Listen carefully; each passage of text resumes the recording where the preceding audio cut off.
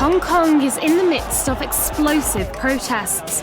This so-called umbrella revolution has turned the city's business district into a conflict zone. Here are 5 things you need to know about the Hong Kong protests. Britain handed Hong Kong back to the Chinese in 1997.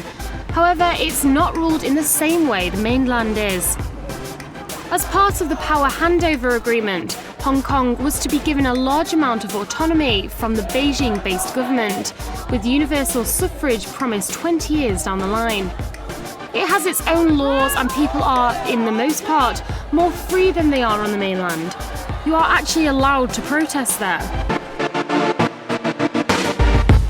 The person who runs Hong Kong is elected by a committee of just over 1,000 people, most of whom are reportedly loyal to the central government of Beijing. Citizens were promised they would be able to elect their own leader in 2017, but Beijing has gone back on its word.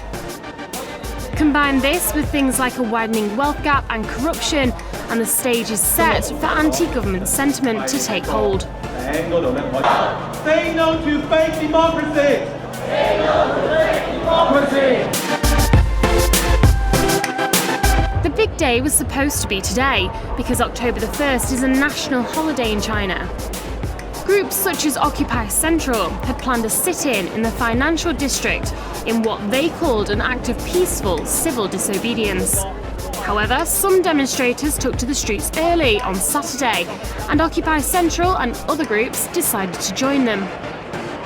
On Saturday, the police reportedly responded in typically heavy-handed fashion. Dozens of people were arrested and lots were injured by police pepper spray. As a result, more people turned out to protest on Sunday, bringing Hong Kong to a standstill. Armoured police deployed tear gas, injuring even more. By the end of the weekend, tens of thousands of people were on the streets, and protests have continued during the week. It's pretty typical for oppressive regimes to ban social media during times of civil unrest.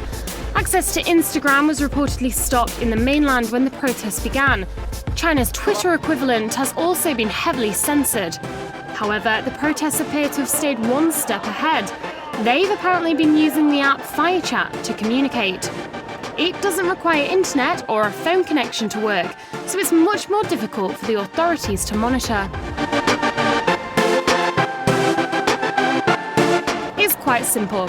The umbrella has become a symbol of the demonstrations after the publishing of striking images of frontline protesters shielding themselves from jets of pepper spray by hiding under umbrellas. Social media began dubbing the protests the Umbrella Revolution and the Umbrella Movement.